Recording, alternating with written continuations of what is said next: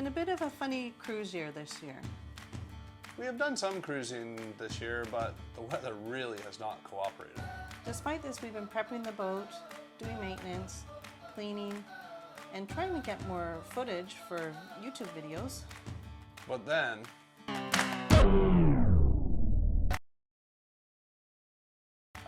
yeah. So that took us out for about a week, but now we're getting back on track.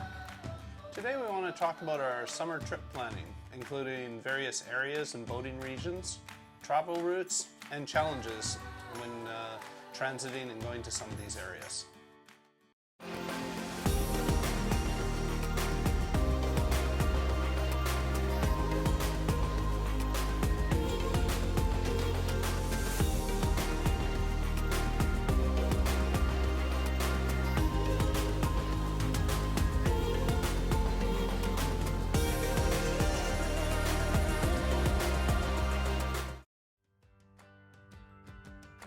In case you're not familiar with our channel, we're located on Vancouver Island in the Pacific Northwest near the Canadian and US border.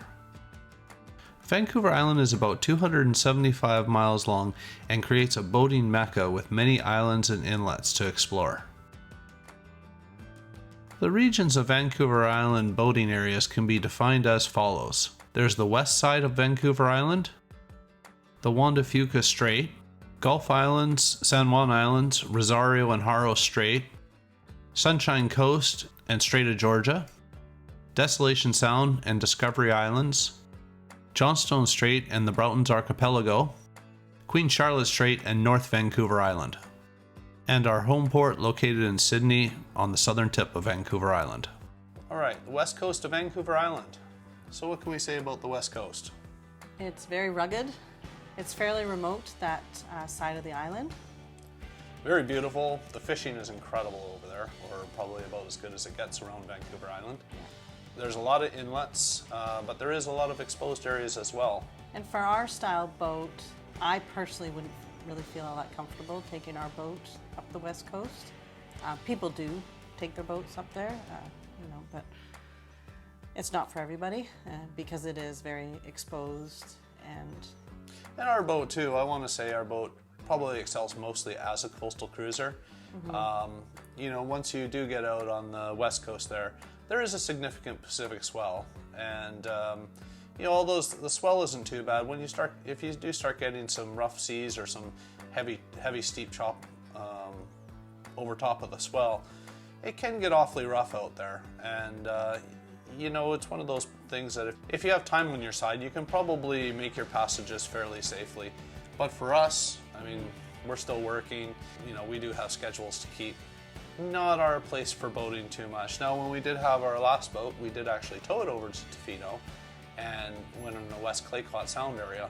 But we did stay relatively away from the wide open areas. And that was, I want to say, with towing a boat up there was a lot easier. Like, for instance, the boat we have now, we obviously wouldn't tow it and we'd have to go all the way around Victoria and up and around. So we'd need a lot of time to go explore that area as well. And, unfortunately, we both still work full time, so we only have so much time every year. So.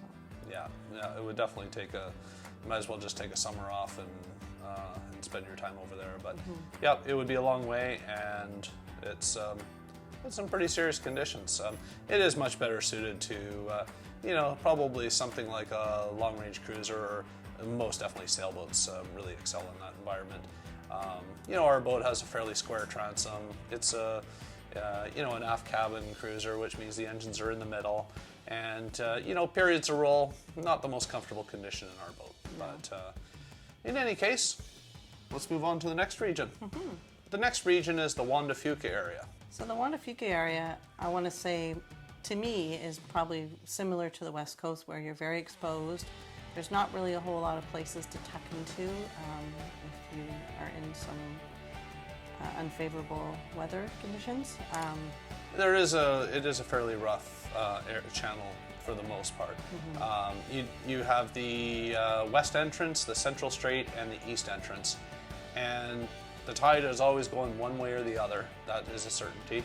And generally the wind is going one way or the other. So you know, the rules of wind and tide apply. When they oppose each other, you get steep, heavy seas, and it can be pretty uncomfortable.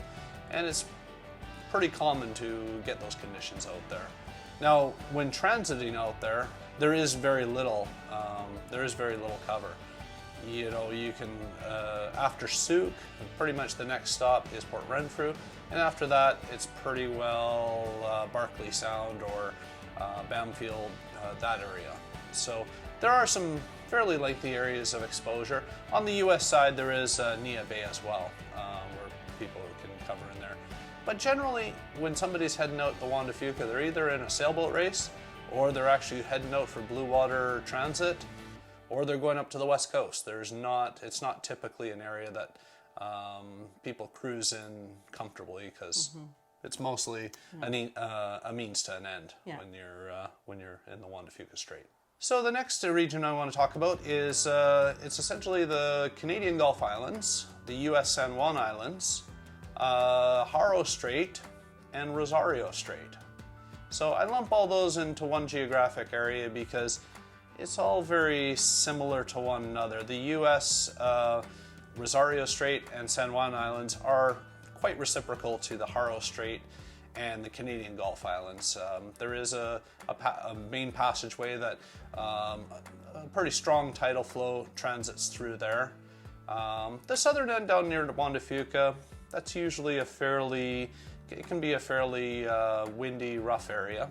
And the sets of islands, although they're very unique to themselves, they do have a lot of similarities as well. And it's great cruising grounds, all that area. Yeah, the number of anchorages in the United States, San Juan Island, and the Canadian Gulf Islands, it's an epic cruise area. It's a little busy, but there is a lot of anchorages and a lot of great spots to see. So this area is pretty much where we spend most of our cruising time when we're not on our big summer trip. And the San Juan Islands, I want to say, is where a lot of the Seattle boaters will come. You know, some of them even for a weekend. You know, they'll just come up to the San Juans. For them, that's kind of their getaway point. And for us, usually it's the Canadian Gulf Islands. But of course, we can go over into the San Juans as well. So, and Roach Harbor is pretty close for us. Yeah, it's really close. It's maybe 8 miles from here, so yeah. It's a pretty good spot. Yeah, it's actually one of my favorite spots. Yeah. It certainly is. Okay, moving on.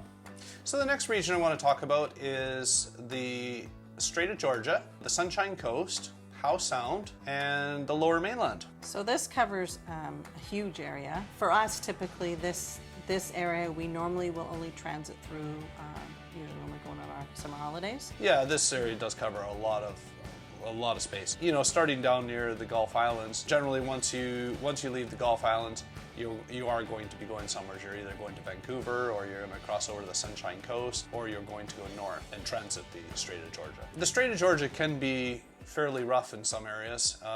You know, the wind is able to whip up fetch with fairly long distances.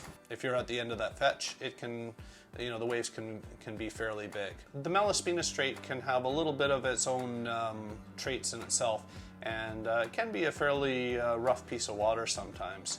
And the funny thing is there's no wave buoy or anything coming off of Jervis Inlet into Malaspina, and that's where we've encountered some really rough conditions. So the next cruising area is the Discovery Islands, Desolation Sound, Butte Inlet, and Toba Inlet. Discovery Islands, it's kind of similar to Desolation Sound in some ways, except for the water's very cold. There's a lot of tidal mixing that occurs there, and as soon as the layers start to mix, the surface temperature drops to whatever its low state is, which around here is generally around 50 degrees Fahrenheit. Desolation Sound is kind of a unique area because it's the meeting point between the north and the south tidal streams. Because of that, it pulls the water apart and comes back together without mixing the upper layers.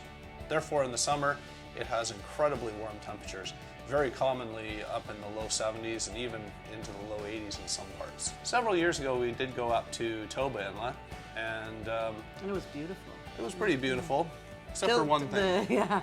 We got, what was it, about a little over halfway down the inlet, yeah. And the horseflies were nasty. They were just, good intentions of going to the end and hopefully maybe dropping anchor for the night, but we still made it down to the end, but the horseflies were just eating us alive, and we were like, we can't do this. So. Yeah, and I've heard that from a lot of the inlets are like that, especially if you hit it at a certain point in the summer, they can become very buggy. But yeah, about halfway down, it was pretty good up to that point. After that, don't recommend it. And as for Butte Inlet, that's quite a journey from different books I've read and cruise logs and stuff like that. We've never been up there. It's I think you have to be on a kind of a bit of a mission to head up that one. And other than that, some of the other high points, I mean, many great anchorages. The Seymour Narrows, that has a lot of history behind it, and there's a lot of tidal passages in this area. A lot of areas where the water squeezes between the northern Strait of Georgia and up to our next region. So the next region is the Johnstone Strait and the Broughtons. Yeah, the Johnstone Strait is it's an interesting piece of water. It's been a lot of years since I've been up there, a long time. Not even when I owned a boat. I don't think I was up there. I think when I was doing some commercial fishing many years ago. And you know, it's got a very strong tidal current there, and it's known for wind going one way or the other, which similar to Juan to Fuca in that there's a wind opposing tide quite often in that area. But it is much narrower. Other than that, there is a lot of really nice anchorages. Although we've never actually boated in the Broughtons, I've heard incredible things about it. Main reason we don't go there? Time. Yeah. We'd love to go there. Every year we keep thinking, you know, like sometimes we think, oh, maybe we should go, you know, a little bit further, but we only have so much time every year, and yeah, it's difficult. So. Yeah, we generally are out for about 3 weeks, and that's about as much as we can sort of pull off at one time at this point. So without 4, maybe 5, you know, I think we're just going to spend a little too much time motoring rather than hanging out and exploring. So a place we'll have to hopefully check out again one day. Now, I was up in that area a long time ago when I was commercial fishing, but that was a long time ago. When you're commercial fishing, you're not really looking around too much at anything. It's work. So other than that, in that region, one of the notable inlets is Knight Inlet. And Knight Inlet is, I think it's the longest inlet, or very formidable inlet from different logs that I've read, that goes way inland. Never been up there. Be kind of neat to go up there at some point. I know different guys a long time ago I used to talk to, they used to go fishing up there. I'm not sure how it is now, but an interesting area nonetheless. So our last region is North Vancouver Island, Queen Charlotte Strait. Yeah, this area, so just moving just beyond the Broughtons, it's a fairly rugged area. You know, you're kind of getting back exposed to the open Pacific Ocean, so you are getting close to the swells. Often when somebody starts transiting this region, it means they're either heading to the central coast around Cape Caution, or they're going to probably cross the Newiddy Bar and circumnavigate Vancouver Island. There are some very interesting areas. The Newiddy Bar, for instance, that's one of the real challenging spots when you're heading up around the north end of the island. Of course, the Scott Islands and Scott Channel, that's usually kind of a formidable obstacle. There's an interesting tidal pass too into Belize Inlet at, I think it's Nowatko Rapids. That's an area that I know I've seen some video clips on, never been there before, but it's supposed to be a pretty interesting spot. Many islands, many passages to explore, but a very rugged area, very similar to the West Coast. Since this video is getting kind of long and I'm running out of time, join us next time as we discuss some of the routes up there and some of the challenges and pitfalls along the way. Thanks for watching.